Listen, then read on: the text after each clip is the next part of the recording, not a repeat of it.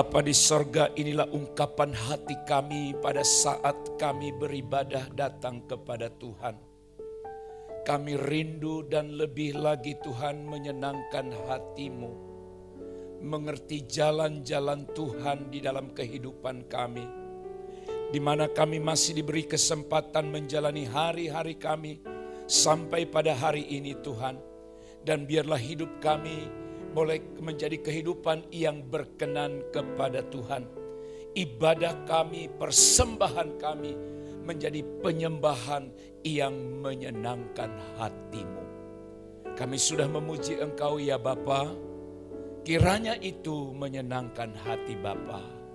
Saatnya oh Tuhan, ajar kami bersama-sama melalui kebenaran firman-Mu yang sebentar hamba-Mu sampaikan kepada seluruh umat-Mu.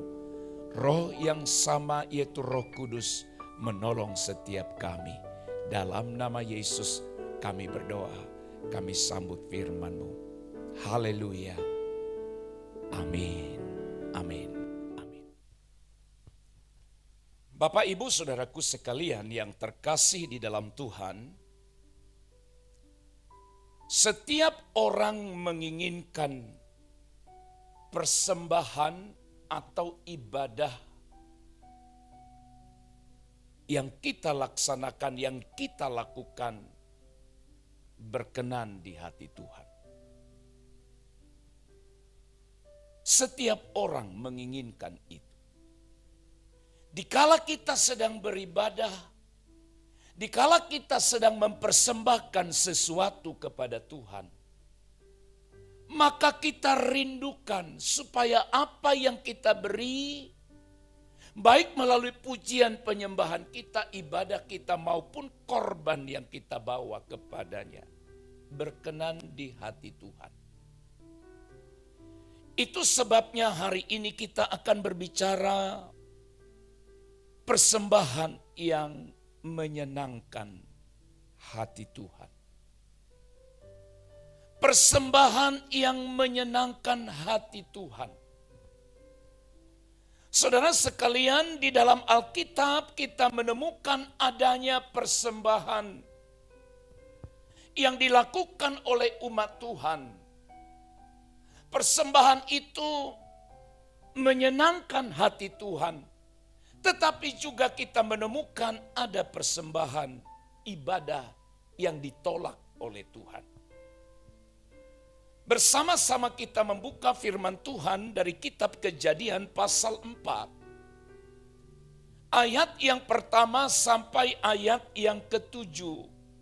Firman Tuhan berkata demikian. Kemudian manusia itu bersetubuh dengan Hawa istrinya. Dan mengandunglah perempuan itu, lalu melahirkan Kain. Maka kata perempuan itu, aku telah mendapat seorang anak laki-laki dengan pertolongan Tuhan. Selanjutnya dilahirkannyalah Habel, adik Kain. Dan Habel menjadi gembala kambing domba, Kain menjadi petani.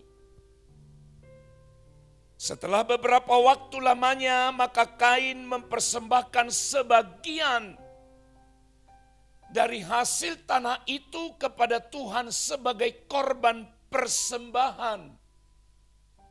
Habel juga mempersembahkan korban persembahan dari anak sulung kambing dombanya, yakni lemak-lemaknya.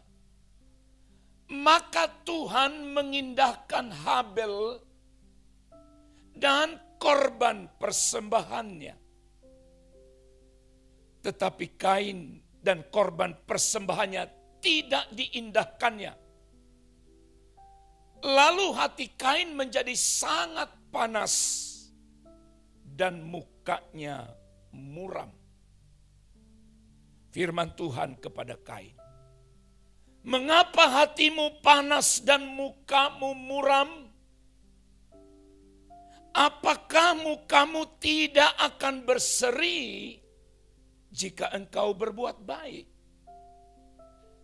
Tetapi jika engkau tidak berbuat baik, dosa sudah mengintip di depan pintu.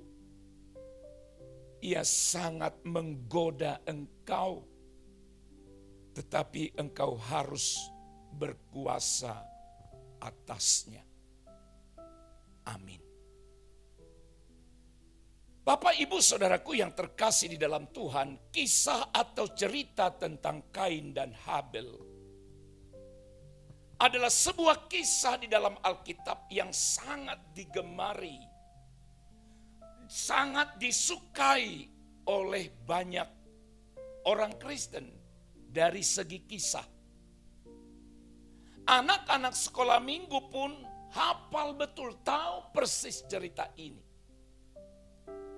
Namun hari ini saudara-saudara, mari kita belajar bersama-sama dari kisah ini. Kisah Kain dan Habel itu melukiskan suatu tindakan penyembahan pertama yang dicatat dalam sejarah umat manusia. Saudara-saudara, kisah ini mengingatkan, mengajarkan kita bahwa setiap kali orang yang beribadah membawa sesuatu miliknya sendiri untuk dipersembahkan kepada Tuhan. Hal ini bertujuan, saudara-saudara, mengapa orang beribadah lalu membawa sesuatu untuk dipersembahkan. Tentu saja hal ini diberikan sebagai bentuk ungkapan rasa terima kasihnya kepada Tuhan atas apa yang telah Tuhan perbuat di dalam kehidupannya. Saudara-saudara, namun dalam kisah ini kita menemukan kisah yang sangat memilukan. Kenapa saudara-saudara? Karena abang adik ini, kakak beradik ini, Kain dan Habel, akibat dari persembahan yang mereka lakukan atau perbuat, maka berakhir pada kisah yang memilukan, di mana Kain membunuh adiknya Habel oleh karena apa yang mereka lakukan. Saudaraku yang terkasih di dalam Tuhan, mengapa persembahan Habel diterima oleh Tuhan, sementara persembahan Kain ditolak oleh Tuhan? Hari ini kita belajar bersama-sama dari firman ini, bagaimana persembahan yang menyenangkan hati Tuhan, atau yang berkenan di hati Tuhan, atau yang diindahkan oleh Tuhan. Saudaraku yang dikasihi oleh Tuhan, mari kita lihat dengan cara terbalik. Terbalik yang saya maksudkan dimulai dari Habel lalu kepada Kain. Alkitab mencatat, saudara-saudara, apa yang membuat persembahan orang ini menjadi berbeda di hadapan Allah.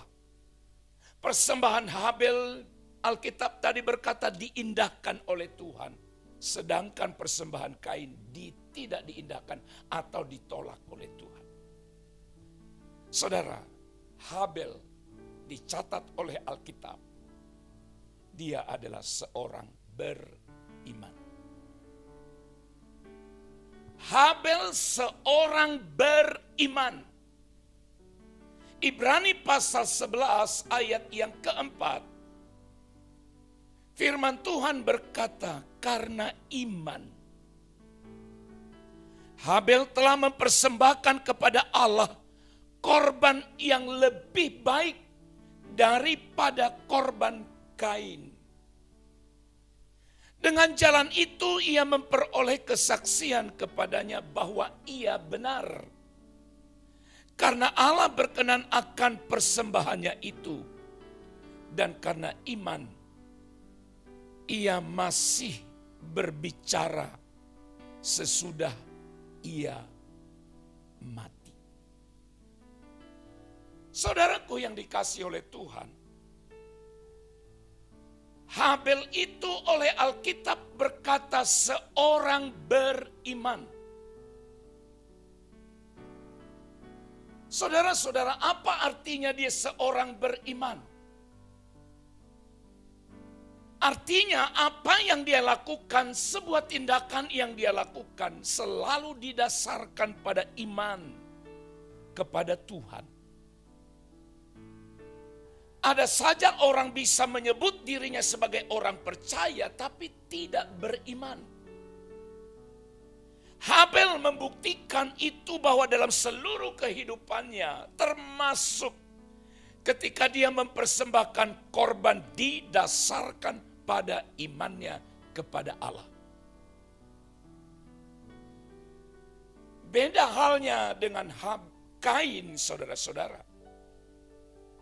Kalau Habel seorang beriman, Kain tidak atau bukan seorang beriman. Kain bukan seorang beriman. Kenapa? 1 Yohanes 3:12 berkata demikian. Bukan seperti Kain yang berasal dari si jahat dan yang membunuh adiknya. Dan apakah sebabnya ia membunuhnya? Sebab segala perbuatannya jahat. Perhatikan baik. Segala perbuatannya, perbuatan Kain itu jahat.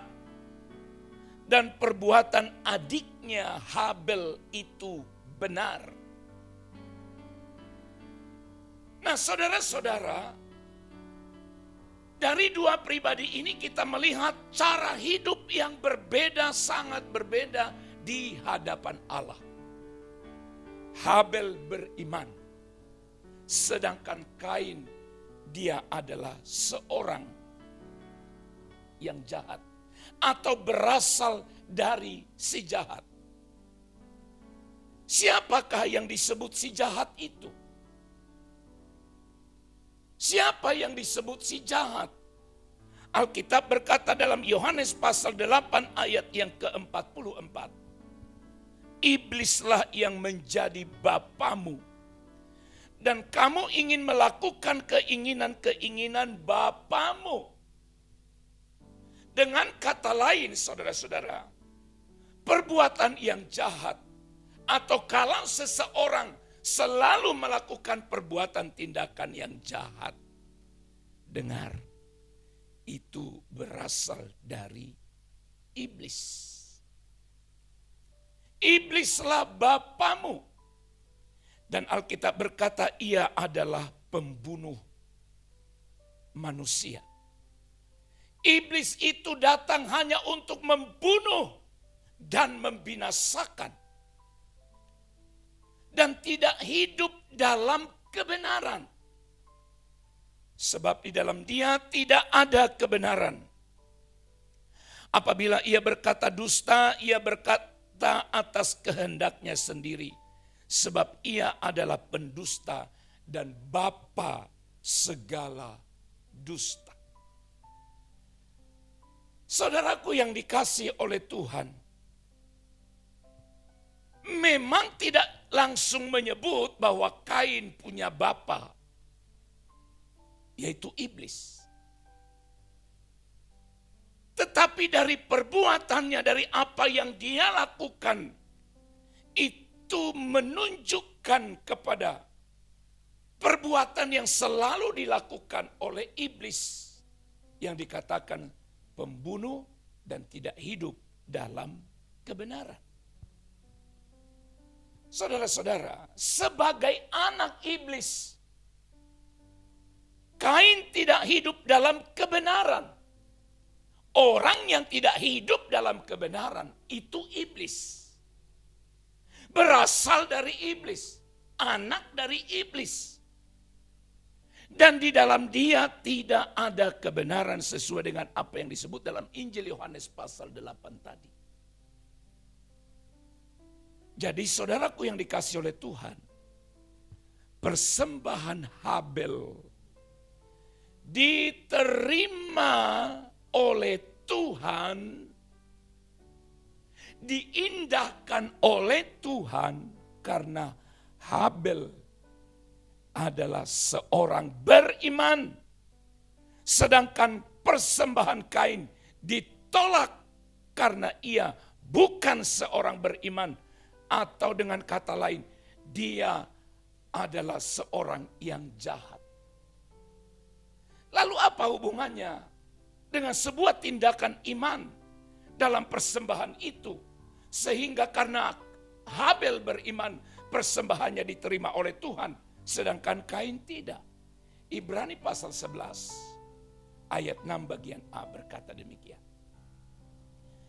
Tetapi tanpa iman tidak mungkin orang berkenan kepada Allah. Tanpa iman tidak mungkin orang berkenan kepada Allah. Dan Roma pasal 14 ayat 23 bagian A mencatat, dan segala sesuatu yang tidak berdasarkan iman adalah dosa. Dua ayat ini sangat jelas mengajarkan kepada kita bahwa sebuah tindakan yang dilakukan oleh seseorang harus didasarkan pada iman. Iman dengan pengertian aku melakukan ini karena aku percaya ada Tuhan. Aku melakukan ini karena percaya, karena keyakinanku pada Tuhan. Saudara-saudara, saudara datang beribadah saat ini. Saudara mempersembahkan uang saudara, harta saudara kepada Tuhan. Pertanyaannya, kenapa Anda lakukan itu? Kenapa saudara beribadah? Kenapa saudara perbuat itu?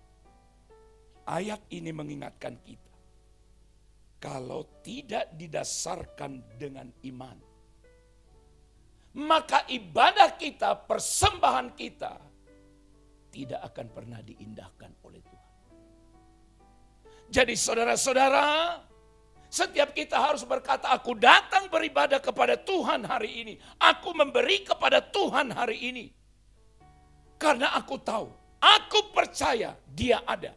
Dan aku melakukannya karena aku percaya dan aku mengasihi Tuhan.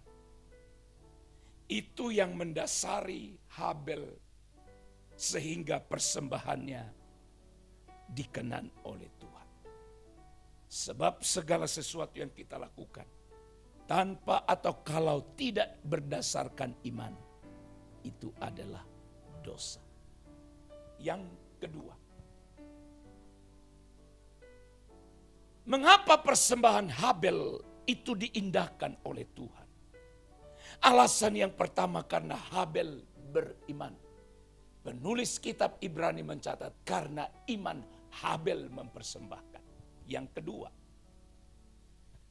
selain Habel seorang beriman, ternyata Habel juga adalah seorang yang hidup dalam kebenaran. Habel hidup benar. Dan itu mendorong dia untuk melakukan atau membuat atau mempersembahkan korban yang lebih baik. Hidup benar yang ada pada dirinya itu yang mendorong dia untuk berbuat atau mempersembahkan korban yang lebih baik. Matius pasal 23 ayat 35 bilang begini. Supaya kamu menanggung akibat penumpahan darah orang yang tidak bersalah. Perhatikan ayat ini, mulai dari Habel, orang benar itu. Dari ayat ini disaksikan, dijelaskan Siapa Habel? Dari Habel, orang benar itu. Kata orang benar itu dalam ayat ini menunjukkan identitas Habel yang sesungguhnya. Sebab kalau tidak mencantumkan itu, maka ayat ini jadi berbunyi, penumpahan darah orang yang tidak bersalah mulai dari Habel sampai kepada Zakaria. Tapi sebelum dilanjutkan sampai kepada Zakaria, disebutkan oleh Alkitab bahwa Habel orang benar. Juga dalam Ibrani pasal 11 yang sudah kita baca ayat 4 bagian B. Ini masih kisahnya Habel. Dengan jalan itu ia, Habel, memperoleh kesaksian kepadanya bahwa ia benar. Habel benar. Karena Allah berkenan akan persembahannya itu. Saudara-saudara, selain dia seorang beriman, dia juga hidup benar. Kita lanjut dulu dengan Kain. Kain, dia tidak hidup dalam kebenaran, tapi hidup dalam kejahatan. Tadi kita sudah membaca ayat itu. 1 Yohanes pasal 3:12. Bukan seperti Kain yang berasal dari si jahat.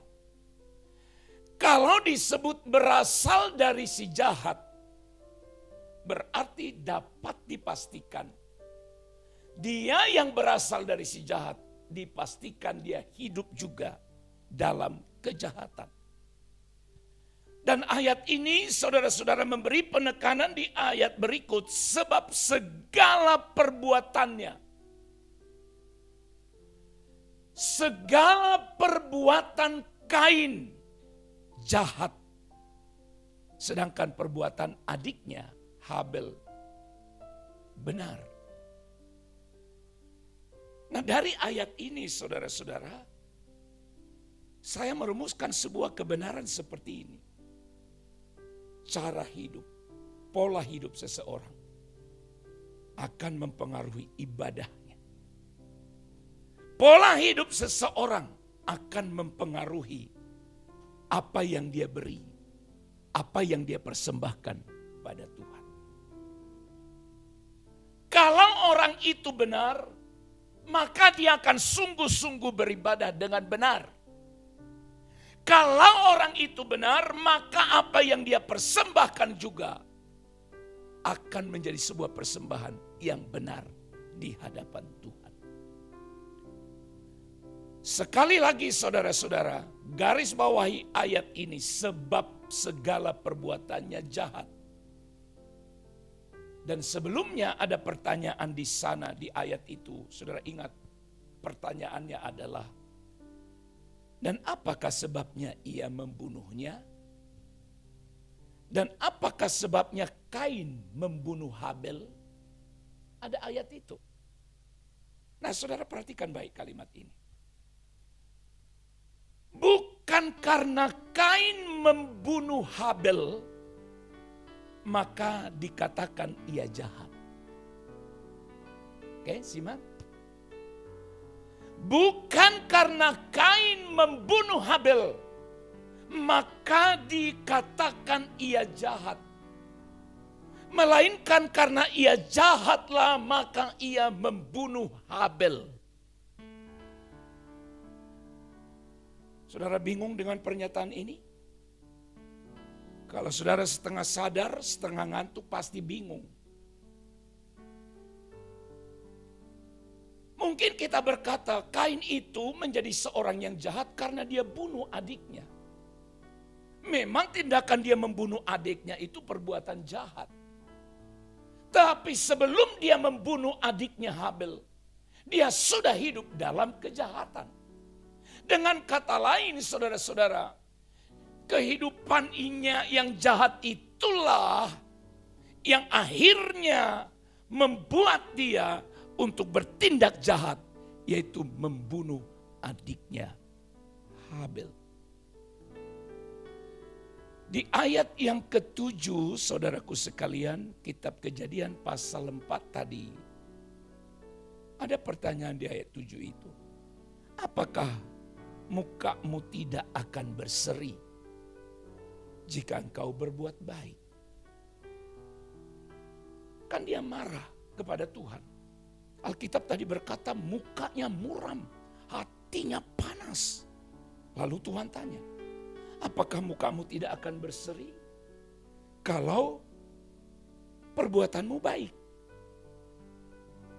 Berarti ada perbuatan yang tidak baik yang dilakukan oleh Kain yang membuat dia menjadi sangat marah. Membuat dia menjadi panas hati. Saat Kain membawa persembahan kepada Tuhan, ia hidup dalam kejahatan. Sekali lagi perhatikan baik. Saat Kain membawa persembahannya kepada Tuhan, ia hidup dalam kejahatan. Hal ini membuat Tuhan tidak menerima atau tidak berkenan kepada persembahan atau ibadah Kain. Bapak Ibu yang terkasih dalam Tuhan, kehidupan yang jahat dari seseorang membuat Tuhan tidak menerima persembahan atau ibadahnya. Jadi saudara-saudara dengar baik. Seringkali kita membaca kisahnya Kain dan Habel dan berkata, kenapa persembahan mereka dibedakan oleh Tuhan? Lalu kita berkata, karena jenis persembahannya. Tidak. Kain mempersembahkan hasil tanah, hasil pertanian. Habel mempersembahkan korban, yaitu binatang, anak kambing yang dipersembahkan pada Tuhan. Oh, karena itulah maka Tuhan berlaku tidak adil terhadap orang itu. Allah tidak suka dengan hasil pertanian, tetapi Allah suka dengan korban binatang. Tidak ada ayat yang lain mendukung ini. Dengan kata lain, saudara-saudara, persembahan mereka dibedakan, ditolak dan diindahkan oleh Tuhan bukan karena jenis persembahannya, tetapi pada sifat kehidupan dari mereka berdua, dari kehidupan mereka di saat mereka hendak mempersembahkan korban pada Tuhan. Kenapa saudara? Karena Amsal 15 ayat 8 jelas sekali berkata demikian. Korban orang fasik adalah kekejian bagi Tuhan. Tetapi doa orang jujur dikenannya. Oke, perhatikan baik ayat ini. Korban orang fasik, persembahan orang fasik, kekejian bagi Tuhan. Haleluya. Jadi betapa pentingnya kehidupan kita.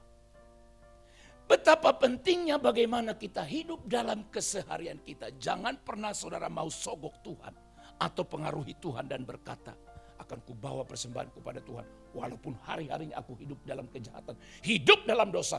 Besok hari Minggu aku bawa persembahan kepada Tuhan untuk menebus kesalahan saya sepanjang 1 minggu. Karena aku sudah melakukan dosa tidak dikenan oleh Tuhan. Saudara-saudara, persembahan yang menyenangkan hati Tuhan tidak hanya ditentukan oleh apa yang kita persembahkan, tetapi bagaimana kita hidup setiap hari, bagaimana kita menjalani kehidupan kita setiap hari. Saya percaya itu sebabnya kitab Pengkhotbah berkata,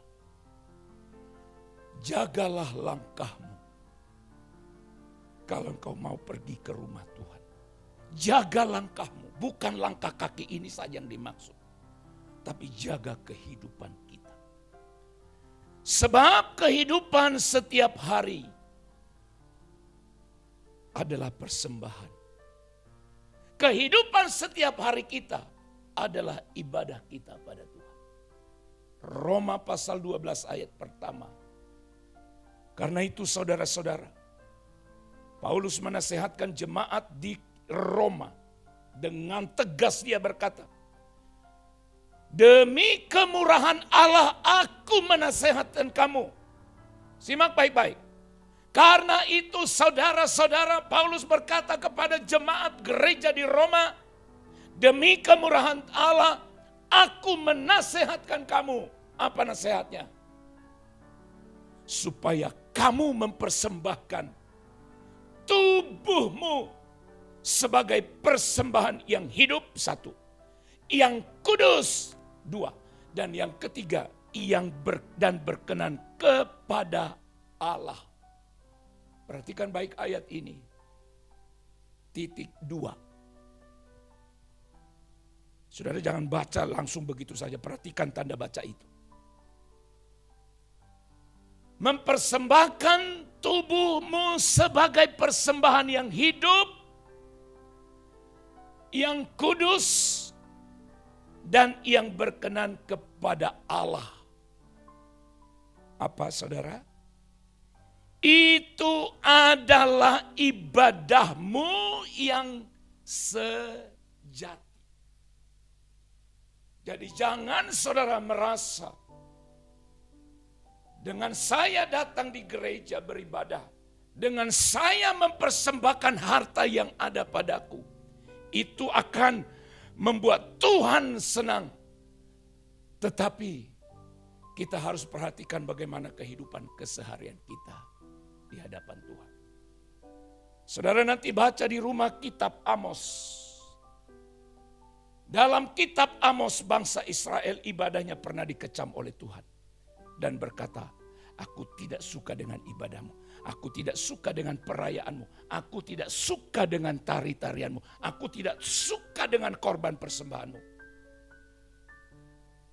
Kenapa?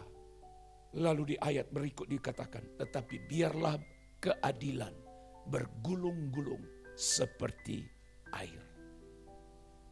Kenapa saudara? Dari ayat itu menjelaskan, bangsa Israel tetap jalan beribadah. Beribadah tetap jalan maksud saya.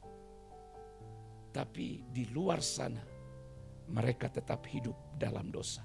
Apa dosanya? Mereka menindas orang miskin. Mereka memperkosa hak orang miskin, janda dan yatim piatu. Mereka rampas. Tapi mereka tetap beribadah, menari, bersorak di hadapan Tuhan. Tapi Tuhan berkata, jauhkan itu semua daripadaku. Biarlah keadilan bergulung-gulung seperti air. Ayat ini mengingatkan kita juga bahwa kehidupan kita merupakan persembahan yang sejati. Ibadah kita yang sejati. Bukan hanya kehadiran di gereja. Bukan hanya jenis korban yang kita beri kepada Tuhan. Saudara-saudara, persembahan yang menyenangkan hati Tuhan adalah persembahan yang kita lakukan dengan berdasar pada iman. Persembahan yang menyenangkan hati Tuhan adalah persembahan yang didasarkan pada kehidupan kita yang benar. Sama seperti yang Habel lakukan. Dia beriman tetapi juga dia hidup dalam kebenaran. Saudara-saudaraku yang terkasih dalam Tuhan, jagalah kehidupan kita. Bukan sekedar sebuah rutinitas, sebuah formalitas, tapi kehidupan keseharian kita harus menjadi kehidupan yang menyenangkan Tuhan. Dan apapun yang kita lakukan, ibadah kita, persembahan kita, harus kita lakukan karena iman kita pada Tuhan. Amin. Kita berdoa. Bapa, terima kasih. Engkau telah mengajar kami melalui kebenaran pada saat ini. Belajar dari kisah yang dilakukan oleh Kain dan Habel. Bagaimana persembahan mereka diindahkan oleh Tuhan. Bapa, Biar setiap kami yang mendengarkan firman ini sadar bahwa bukan jenis persembahan itu yang penting. Bukan kegiatan itu saja yang penting. Tetapi bagaimana kami melakukannya. Didasarkan pada iman. Didasarkan pada kehidupan yang benar di hadapan Tuhan. Terpujilah Tuhan. Kiranya setiap kami boleh sadar dan memahami kebenaran ini. Sehingga kami berubah seturut dengan kehendak-Mu. Dalam nama Yesus kami sudah berdoa. Kami mengucap syukur. Haleluya. Amin.